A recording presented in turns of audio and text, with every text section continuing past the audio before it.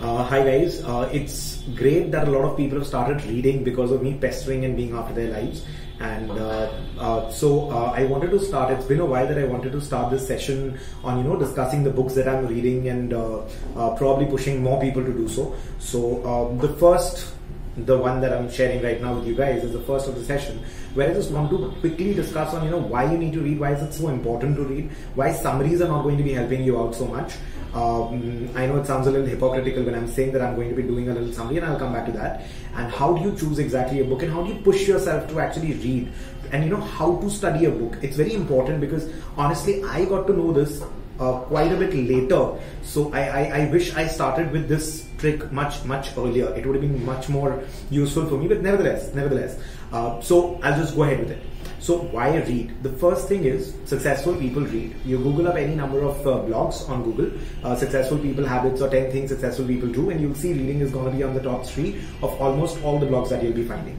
Second thing is you have a lot of perspectives when you're reading. Say for example, a McKinsey way if you're reading. So there'll be this person who's researched for maybe 2 years, 3 years or so, hundreds of hours of interviews and case studies and everything put together. Like say for example, how much would you be willing to pay to share a room with Mr. Ratan Tata for a few hours? And just imagine, like for example, Jack Welch in the book The Winning, 41 years of experience as a CEO of General Electric, and you get all his experiences and all his mentoring and everything in just a few hundred rupees, sitting at home in just a few hours. So obviously it is very important that you guys are getting very well read. Learning from others' mistakes is going to steepen your learning curve. That is extremely important. I cannot make all my mistakes myself and then learn and grow, because the pace is going to be much slower. I need to make my mistakes, but then with learning, I'm going to be leveling up my mistakes. So the first mistake I make is going to be the fifth mistake. The fifth mistake that I make is going to be the first mistake that someone else is making. Right? So I need to speeden up my process. So the learning curve has to go very high.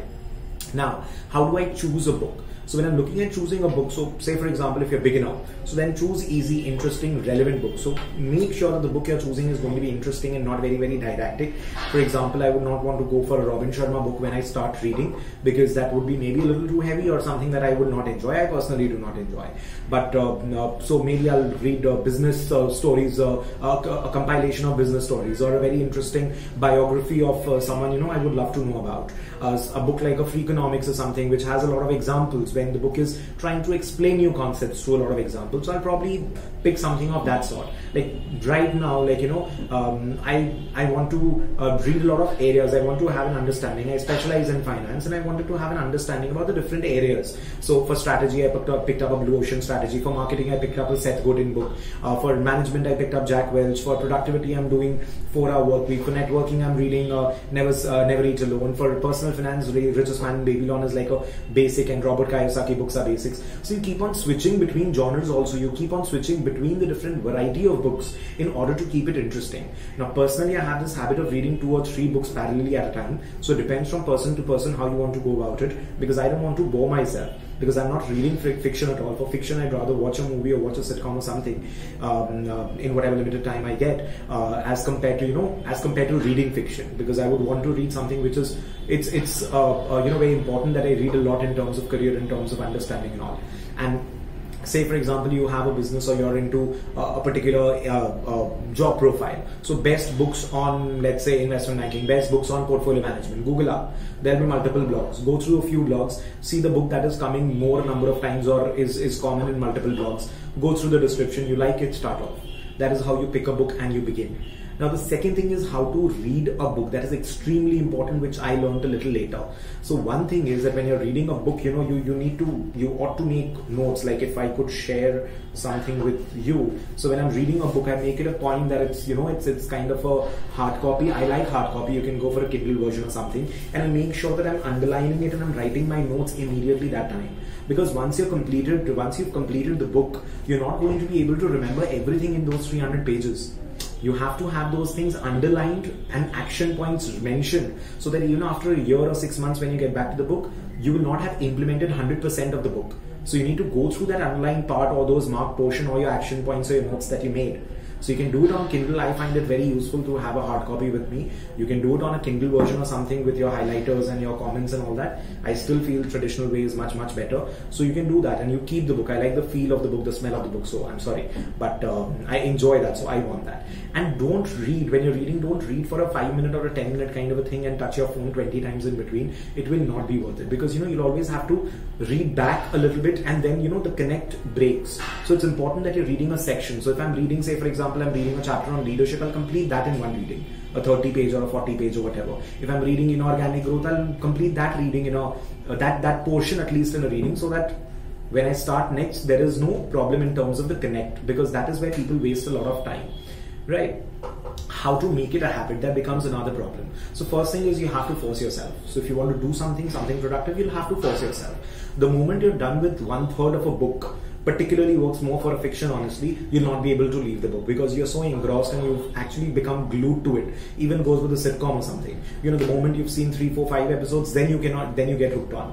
In the first episode, you might not even like watching the second of Game of Thrones. But after you've seen maybe a few episodes, you'll just get hooked on. Maybe after 100 pages of Harry Potter, you cannot leave any of the 7 books. But the first 10 pages, if you read, you'll not get glued to it. So it's important that you complete a certain chunk. Third thing is you have to understand there is a long-term benefit. If you read right now, the knowledge that you get, like a McKinsey way, the examples I mentioned, you get so much of life lessons. Say for example, Ray Dalio's book, when you read, he's a hedge fund manager with $1 billion net worth, and the way he's grown and what kind of principles he's followed. You're getting all that in a book. I mean, you would pay people pay crores of money in order to have lunch with Warren Buffett. Just imagine having all his compilation of his letters in a book or in a PDF, and you're going through it. Just imagine. But you'll have to take that effort, because when you pay lakhs of rupees for a trading, you would make sure that you're going to listen to it carefully and imbibe it. But when you're not, then it's something which is most that comes from you, where you need to decide it. It is of course human nature, and you feel a little lethargic around there. But you'll have to do that. Think of the long-term benefit. Another thing is you need to have a target. So my target was 1 month a book, then 1 book a month, then it became 2 books a month. I'm trying to make it 3 books and 4 books a month now. And then it takes 20, as it's said that it takes 21 days to break a habit. So you'll have to take that kind of, you'll have to force yourself in the beginning. And once you're in the habit, once you're addicted to reading, then there's nothing like it. And trust me, books are going to be as interesting as television, because in television, what is happening? There's a story, there are examples, there are things going around. That's the same thing what the book is going to be giving you in reading. And there is no substitute to reading, because you have to concentrate and read. When you're watching a television or a documentary or something, you use your phones multiple times. Like even for a documentary or something, I make it a point to watch it at 2x, because then I have to be glued to it. I have to focus, otherwise I'll lose track. So I make it a point to watch it at 2x, for example. So when you're reading the book, and your reading speed needs to go up, no matter what profession you're in, you have to do a lot of reading, and a lot of perspectives are needed. The next thing I was coming to was summaries are not going to be helping as such. You have to understand that there is no shortcut to success. There is no shortcut to anything. You have to understand that. Why? Because when, say for example, 7 habits of highly effective people.